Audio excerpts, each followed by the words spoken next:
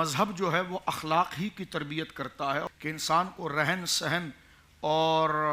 اپنے باہم معاملات کو برتنے کا چلن بتاتا ہے، اور وہ تمام چیزیں جو ہے وہ اخلاق کے ساتھ ہیں۔ آپ صرف یہ دیکھیے کہ اسلام نے اگر جس چیز کو ممنوع قرار دیا ہے، ایک تجارت کی خاص رسم آ جاتی ہے، اگر اسلام اس کو منع کرتا ہے تو اس کے پیچھے لاجک کیا ہوتی ہے۔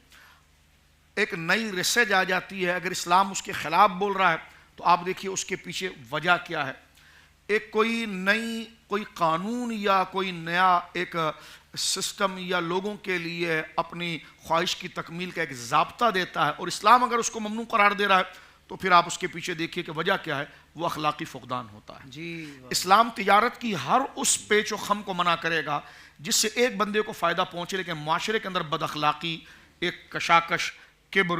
بغض، لالچ اور حسد کھڑا ہو جائے۔ اسلام ہر اس رسم و رواج کو روکے گا کہ جس کے اندر چند لوگوں کی تو احساس کی تکمیل ہو، لیکن اس کی وجہ سے پورے معاشرے کو غارت کر دیا جائے، اور بے حیائی، بے شرمی اور اخلاق، ایک دوسرے کی عزت کے جو اقدار ہیں یا ایک دوسرے کی عزت کا جو لحاظ ہے اس پر درار پڑ رہی ہو۔ تو اسلام کے اگر آپ جملہ چیزوں کو دیکھیں گے، چاہے نماز ہو، روزہ ہو، زکوٰۃ ہو، حج ہو، عبادات ہو، معاملات ہو، اخلاق ہو، وہ تمام چیزیں جس کے گرد گھوم رہی ہوتی ہے، جیسے تسبیح کے دانے ہوتے ہیں، تو وہ تار جو درمیان میں گھوم رہا ہے، وہ دھاگا جو ہے وہ اخلاق ہے۔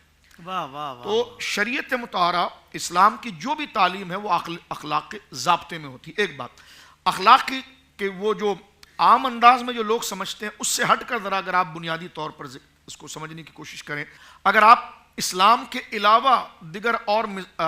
مراسم کو اور مذاہب کو دیکھنے کی کوشش کریں تو اس پر ایک جملہ میں عرض کر دوں کہ مذاہب کو عموماً دو قسموں میں تقسیم کیا جاتا ہے،